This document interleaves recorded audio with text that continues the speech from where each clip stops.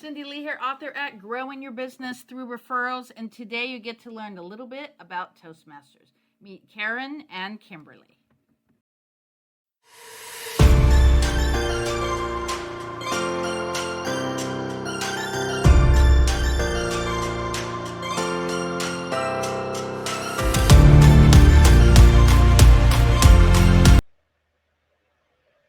Hi, Karen. Hi, Kimberly. What a pleasure to be talking with you today about one of our favorite topics. Toastmasters! Changed my life. You know, it really did mine too. Because of Toastmasters, my son and I went into business together. We started our company and we started helping other people, and it was all because of Toastmasters. What is it about Toastmasters that led you to start a business? Not let alone with your son.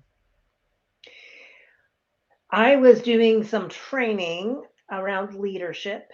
My son was working on his MBA and wanted to learn about what I was doing. Looked at my stuff and said, I think we can make it better, Mom. We can bring it into currency. so we worked together and he said, you know what? Let's share this with the Toastmaster group and do it together. So we did. And of course, as Toastmasters does, they gave us tons of feedback.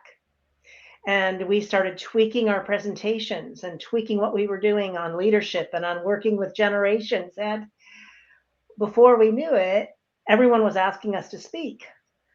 And then my son said, you know, we ought to make a business out of this.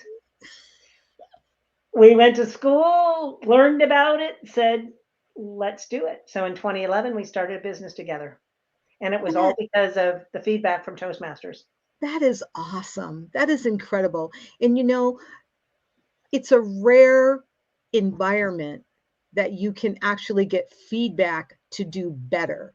Yes. And that's what I love about Toastmasters.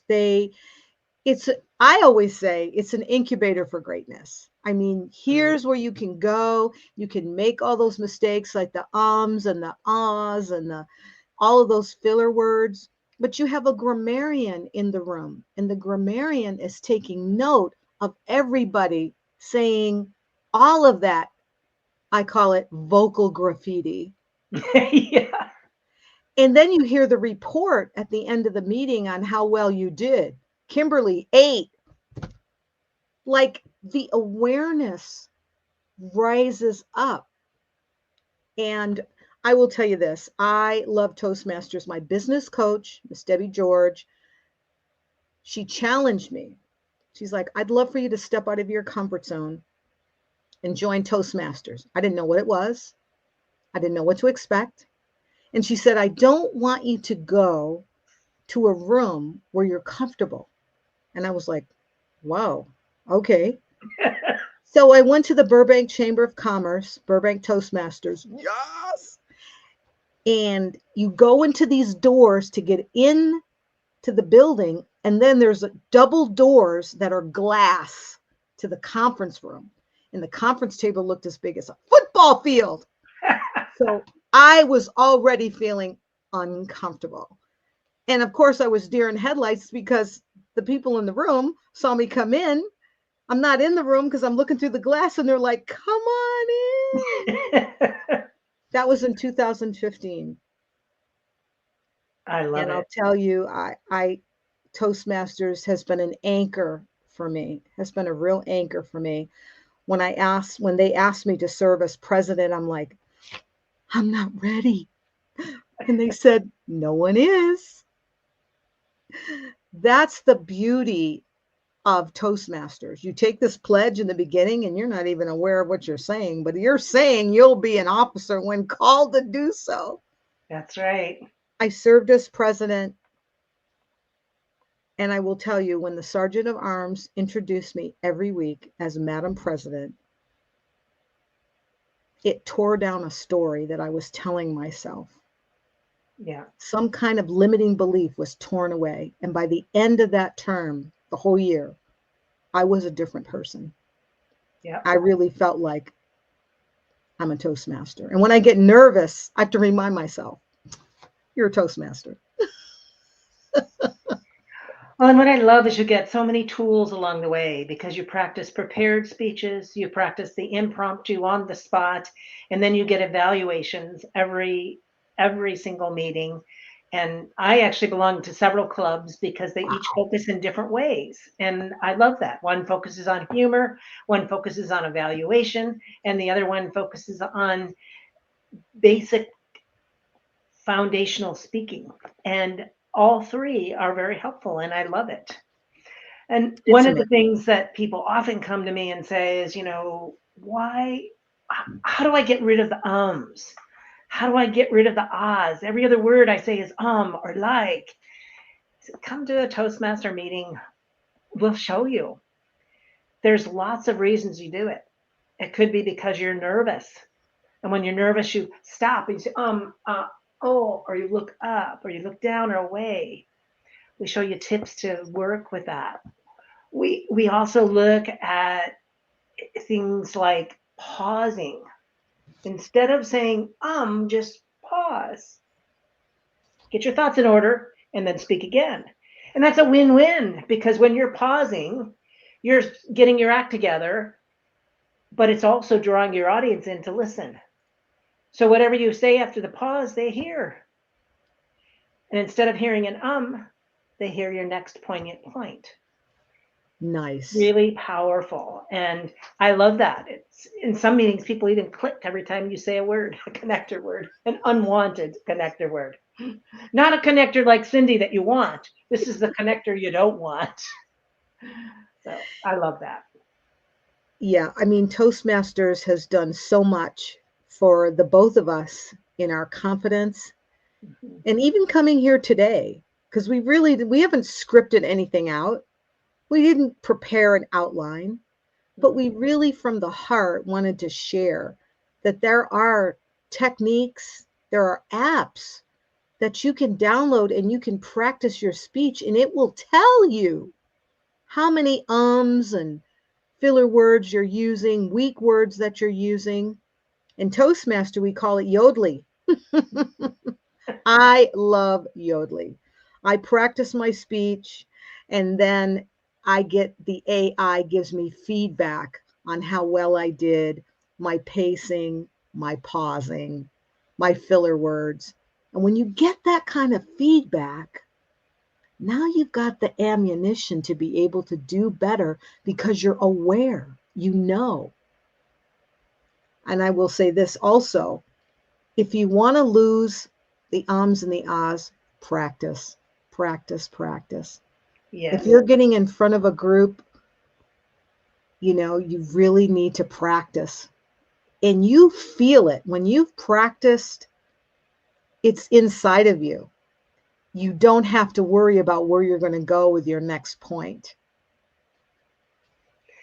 One of my clubs even uses a king or queen of ums, a little trophy that each week is presented to the person who gives the most ums. So it becomes fun and funny, and you realize, oh my gosh, I had no idea I said 32 ums. That's But a then good the next idea. week when you come back, I only did 10. So you get excited and you realize it, and all of a sudden you start noticing when anybody else uses a unwanted connector, like an or an ah, listening to the radio, listening to someone who's a skilled speaker saying every other word. It's amazing. It is a powerful tool, and Toastmasters gives you a safe environment to practice in. And I love that about it. We become a family. Yes. And I can't emphasize safe environment enough. I was told early on, this is where you want to make your mistakes. This is where you really want to goof it up. This is where you want to do everything wrong so that when you get out there in front of people, you can do everything right. And mistakes are my learning curve. Yes. And we need a safe place where we can make mistakes so we don't beat ourselves up, but we actually, like you said, celebrate, laugh. It's called entertainment. That's right. Entertainment. It's not about the mistake, it's about what you do afterward. What you Exactly. do with what you learned. Exactly. Yeah. Exactly. And to be in an environment where everyone's rooting for you and cheering for you and applauding for you. I mean, I We don't know how many. laugh a lot, don't we? Yes. And get ribbons. Yes, we do.